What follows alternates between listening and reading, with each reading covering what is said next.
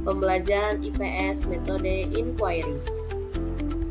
Kami dari kelompok 4 yang beranggotakan saya Alfitri binti Hanifah dengan NIM 007 dan rekan saya yaitu Durotul Naimah Fatin dengan NIM 016 dan Tisa Alfira Rindiani NIM 024. Pokok pembahasan pada hari ini kita akan membahas mengenai pengertian pendekatan inquiry, pentingnya pendekatan inquiry, ciri-ciri pendekatan inquiry, tujuan pendekatan inquiry, implementasi dalam pembelajaran IPS, kelebihan dan keterbatasan pendekatan inquiry, peran guru dalam pembelajaran inquiry, dan yang terakhir yaitu jenis pendekatan dari inquiry.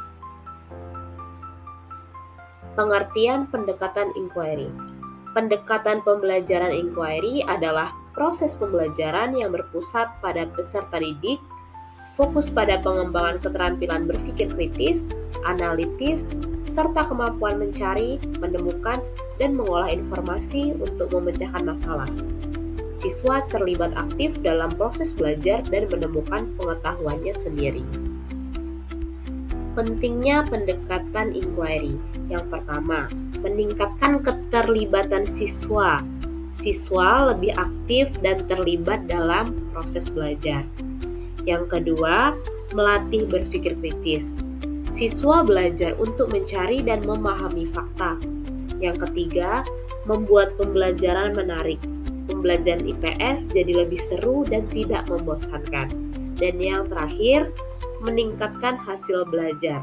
Siswa yang aktif berpikir lebih mudah memahami materi dan mencapai hasil yang lebih baik. Ciri-ciri pendekatan inquiry. Yang pertama, fokus pada pengumpulan data dan pengujian hipotesis. Yang kedua, pengumpulan data dilakukan secara teratur dan sesuai langkah-langkah ilmiah. Yang ketiga, mengolah dan menguji data untuk menemukan jawaban. Yang keempat, mendorong siswa berpikir kritis dan analitis. Yang terakhir, langkah-langkah pembelajaran yaitu merumuskan masalah, membuat hipotesis, mengumpulkan data, mengolah data, menguji hipotesis, dan menarik kesimpulan. Di sini, guru berperan sebagai pembimbing, motivator, dan fasilitator yang membantu siswa. Tujuan pendekatan pembelajaran inquiry. Yang pertama, meningkatkan kemampuan siswa dalam menyelesaikan masalah. Siswa diajarkan untuk berpikir mandiri dan mengambil keputusan dengan cepat serta tepat. Yang kedua, mengembangkan kemampuan berpikir kritis dan analitis. Siswa belajar berpikir dengan logis, teliti, dan cermat dalam mengevaluasi informasi.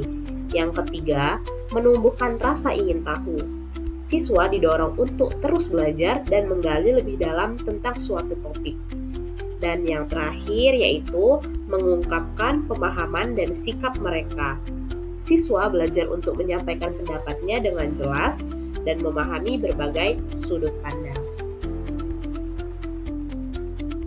Selanjutnya adalah implementasi pendekatan inquiry dalam pembelajaran IPS. Yang pertama adalah orientasi. Langkah orientasi dalam pembelajaran inquiry adalah tahap awal untuk menciptakan suasana belajar yang nyaman dan responsif. Guru memastikan bahwa siswa siap mengikuti pembelajaran dengan baik. Beberapa hal yang dilakukan dalam tahap orientasi ini meliputi A. Menjelaskan topik dan tujuan pembelajaran. B. Menjelaskan aktivitas belajar. C. Memberikan motivasi belajar. Yang kedua ada perumusan masalah. Dalam pembelajaran IPS, siswa dilatih untuk menyusun pertanyaan tentang latar belakang suatu peristiwa, penyebab tumbuh atau runtuhnya peradaban dan sebagainya. Masalah yang dirumuskan harus berbentuk teka-teki yang menantang sehingga mendorong siswa berpikir dan mencari jawabannya sendiri. Beberapa hal penting dalam merumuskan masalah. Yang pertama, siswa merumuskan masalah sendiri ini membuat mereka mereka lebih termotivasi untuk belajar. Yang kedua, masalah yang dikaji harus menantang dan memiliki jawaban yang tidak langsung terlihat. Yang ketiga, sebelum memulai penelitian, siswa harus memahami konsep dasar yang berkaitan dengan masalah tersebut agar proses pencarian jawaban lebih efektif. Yang ketiga, pengajuan hipotesis.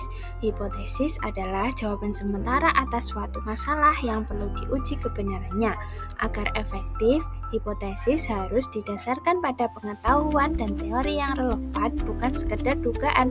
Seseorang yang memiliki wawasan luas akan lebih mudah merumuskan hipotesis yang logis dan bermanfaat dibandingkan yang kurang memahami topik tersebut. Selanjutnya ada pengumpulan data.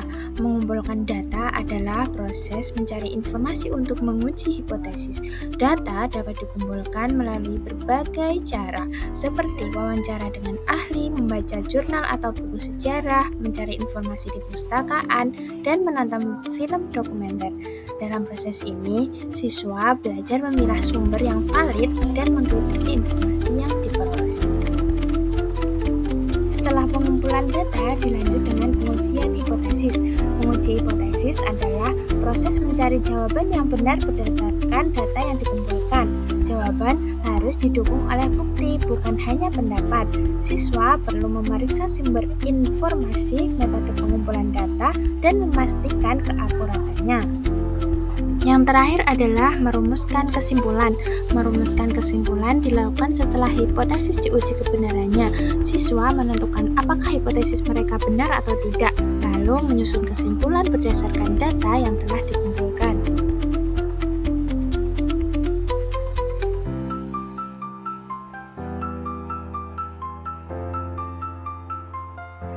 Kelebihan dan keterbatasan pendekatan inquiry. Kelebihan dari pendekatan inquiry yang pertama, metode ini menyeimbangkan aspek kognitif, pemikiran, afektif, emosi atau sikap, dan psikomotorik keterampilan, sehingga pembelajaran lebih bermakna. Kedua, fleksibel sesuai gaya belajar. Setiap siswa dapat belajar dengan cara yang paling nyaman bagi mereka. Yang ketiga, mendukung konsep belajar modern. Proses belajar dipandang sebagai perilaku berdasarkan pengalaman langsung, dapat diterapkan ke berbagai karakter siswa sehingga semua siswa bisa terlibat aktif dalam proses belajar. Keterbatasan pendekatan inquiry. Yang pertama, sulit dikendalikan. Guru kesulitan mengontrol kegiatan dan hasil belajar siswa karena mereka belajar secara mandiri. Yang kedua, perencanaan yang sulit. Tidak semua siswa terbiasa dengan metode ini, sehingga guru perlu menyesuaikan cara mengajar. Yang ketiga, membutuhkan waktu yang lama. Proses eksplorasi dan diskusi sering memakan waktu, sehingga sulit disesuaikan dengan jadwal pelajaran. Yang keempat, sulit diterapkan jika fokus utama adalah penguasaan materi. Jika keberhasilan belajar hanya diukur dari pemahaman materi, metode ini kurang efektif karena lebih menekankan proses berpikir. Peran guru dalam pendekatan inquiry. Guru sebagai motivator yang memberikan rangsangan supaya siswa aktif. Guru sebagai fasilitator yang menunjukkan jalan keluar jika ada hambatan dalam proses berpikir siswa. Guru sebagai penanya untuk menyadarkan siswa dari kekeliruan yang mereka perbuat dan memberi keyakinan pada diri sendiri. Guru sebagai administrator yang bertanggung jawab terhadap seluruh kegiatan dalam kelas. Guru sebagai pengarah yang memimpin arus kegiatan berpikir siswa pada tujuan yang diharapkan. Guru sebagai manajer yang mengelola sumber belajar, waktu, dan organisasi kelas. Guru sebagai rewarder yang memberi penghargaan pada prestasi yang dicapai dalam rangka peningkatan semangat heuristik pada siswa. Jenis pendekatan inquiry. Yang pertama, ada metode Sokratik. 2. Diskusi terbimbing. 3. Pemecahan masalah. Metode Sokratik atau Socratic Teaching Method. Model inquiry yang digunakan untuk merangsang siswa berpikir melalui pengajuan pertanyaan-pertanyaan yang diarahkan agar siswa memperoleh konsep atau kesimpulan tertentu. Prosedur pelaksanaannya dilakukan dengan yang pertama, siswa mengajukan pertanyaan yang mengandung nilai atau pertanyaan kontroversial. Yang kedua, guru bertanya sesuai dengan konsep yang terkandung dalam pertanyaan siswa dengan pertanyaan-pertanyaan yang melacak atau menyelidik, sampai siswa dapat menjawab sendiri kesimpulan dari pertanyaan yang dikontroversialkan itu. Diskusi terbimbing atau the controlled or guided discussion. Model inquiry menggunakan dialog atau diskusi dengan mengajukan serangkaian pertanyaan yang harus dijawab siswa. Prosedur penggunaannya dilakukan dengan langkah-langkah. Yang pertama, menyajikan kepada siswa informasi mengenai topik yang dapat diambil dari buku bacaan, film, gambar, lingkungan masyarakat sekitar. Yang kedua, mendorong siswa untuk menggambarkan atau menangkap prinsip-prinsip dan kesimpulan dari topik yang disajikan melalui pertanyaan-pertanyaan. Pemecahan masalah atau problem solving. Model inquiry yang cukup kompleks baik dilihat dari jenis pertanyaannya maupun dalam prosedur pelaksanaannya. Proses pemecahan masalah dapat dilakukan secara berkelompok maupun secara individual yang harus didukung oleh data yang jelas dan pasti. Oleh sebab itu, pelaksanaannya lebih lama dibandingkan dengan model yang pertama dan yang kedua.